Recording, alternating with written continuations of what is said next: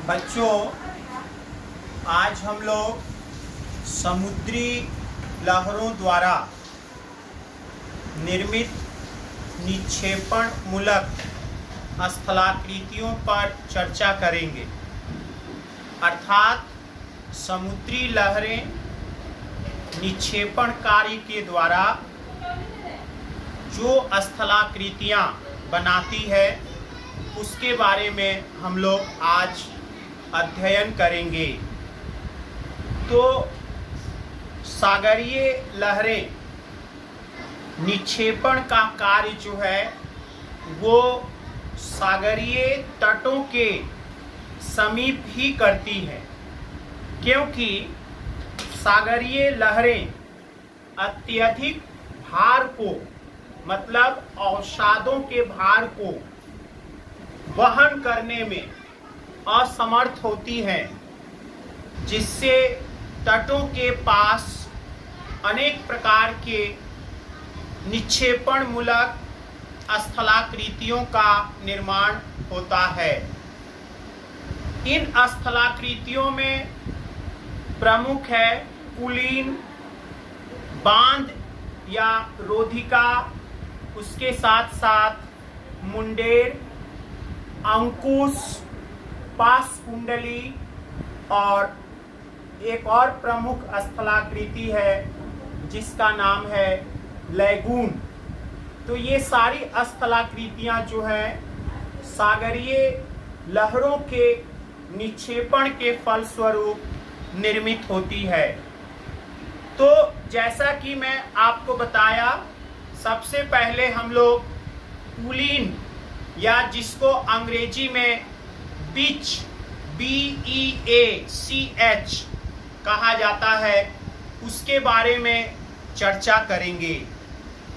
तो समुद्री लहरों द्वारा लाया गया पदार्थ जो है वो वेव कट प्लेटफॉर्म या जिसको हम लोग चबूतरें या समुद्री तटीय जो बेंच है, जो चबूतरा है, उसके ऊपर ये पदार्थ जमा होता है और उनके जमा होने से तट का समीपवर्ती क्षेत्र जो है वो उथला हो जाता है और इस तरह से निमज्जन तट का यही उथला भाग जो है वो कुलीन कहलाता है।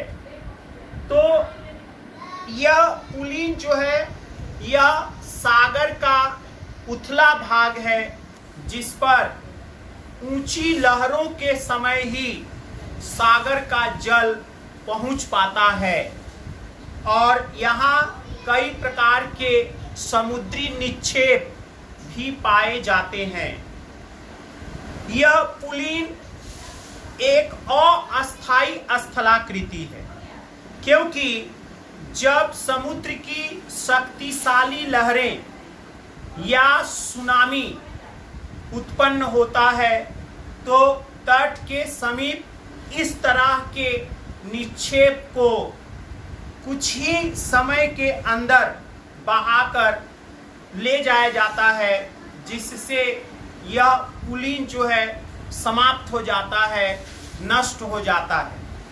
तो इस तरह का यह कुलीन जो है आपका यहाँ स्थल भाग से और समुद्र की ओर से दोनों ओर से आने वाला अवसादी पदार्थ जो है वो जमा होता है, परंतु अधिकांशतः स्थल भाग की ओर से आने वाला अवशिष्ट पदार्थ जो है वो जमा होता है, जो मुख्यतः नदियों के द्वारा बहाकर लाए जाते हैं। तो इस तरह से यह कुलीन जो है एक प्रमुख स्थलाकृति है जो समुद्र के तट के करीब निर्मित होता है और यह कुलीन सैलानियों के लिए अर्थात पर्यटन के क्षेत्र में सैलानियों के लिए काफ़ी महत्वपूर्ण है। अर्थात यहाँ सैलानी घूमने फिरने के लिए आते हैं और उन्हें कई प्रकार के समुद्री संसाधन मिलता है, प्राप्त होता है, जिसमें सीप प्रमुख है। तो ये आपका प्रमुख स्थलाकृति है जो सागर तट के करीब में निर्मित होता है। दूसरी प्रमुख स्थलाकृति है वो है आपका बांध या रोधिका। बांध या रोधिका क्या है? जैसे कि शब्द से ही दिख रहा है, यह बांध जो है वो एक तरह का बालू का टीला है या कटक जैसी संरचना है जो समुद्री लहरों द्वारा बहाकर लाए गए बालू के निक्षेपण से बनता है। और बड़े आकार के बांध को हम लोग रोधिका के नाम से जानते हैं। तो बच्चों, ये बांध और रोधिका के बारे में है। कभी कभी लहरों द्वारा, समुद्री लहरों द्वारा बांध या रोधिका का निर्माण इस प्रकार किया जाता है कि वह तट से काफी दूर बनता है, निर्मित होता है, यानी स्थल भाग से नहीं मिल पाता है। तो इस तरह के निक्षेप को, इस तरह के बांध को या रोधिका को हम लोग अनुतटीय अवरोध, जिसको अंग्रेजी में ऑफशोर बार के नाम से जानते हैं। तो बच्चों, ये बांध या रोधिका के बारे में है। तीसरी जो प्रमुख स्थलाकृति है वो है आपका संयोजी रोधिका, कनेक्टिंग बार। कभी कभी समुद्री लहरों द्वारा ऐसे बांध या रोधिका का निर्माण किया जाता है जो दो या उससे अधिक टापुओं को एक साथ मिलाती है। तो ऐसे स्थलाकृति को हम लोग संयोजी रोधिका या कनेक्टिंग बार कहते हैं। तो कभी कभी ये छोटे टापुएं को स्थल भाग से भी मिलाती हैं, अर्थात ये संयोजी रोधिका जो है ये टापुओं को स्थल भाग से भी मिलाती है। इटली में इस तरह की स्थलाकृति को हम लोग टोम्बोलो के नाम से जानते हैं। तो ये तीसरी प्रमुख स्थलाकृति है। चौथा, स्पीट, जिसको हिंदी में हम लोग मुंडेर के नाम से जानते हैं। तो बच्चों, ये भी उसी तरह की बांध या रोधिका है जो बालू या बालू तथा पत्थर के टुकड़ों का निक्षेपण है। तो ऐसे बांध जिसका एक सिरा स्थल को छूता है और दूसरा सिरा समुद्र की ओर रहता है, अर्थात इसके दो अंश हैं, एक स्थलोन्मुख भाग और दूसरा समुद्रामुख भाग। तो ऐसे बांध या रोधिका को हम लोग मुंडेर के नाम से जानते हैं। इसका निर्माण तभी हो पाता है जब लहरें काफी अधिक मात्रा में निक्षेप को, अर्थात काफी अधिक मात्रा में बालू को या चट्टानों के अंश को अधिक दूर तक बहाकर ले जाए, तब इस तरह की स्थलाकृति निर्मित होती है।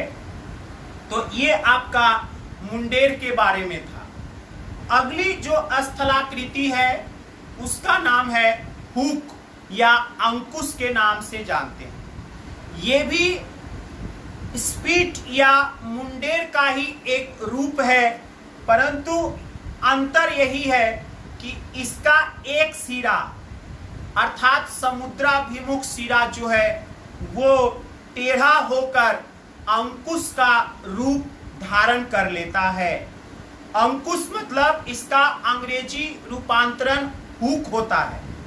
तो इसका जो ये टेढ़ा आकार बना वो आपका समुद्री धाराओं की दिशा के कारण इस तरह की आकृति बनती है।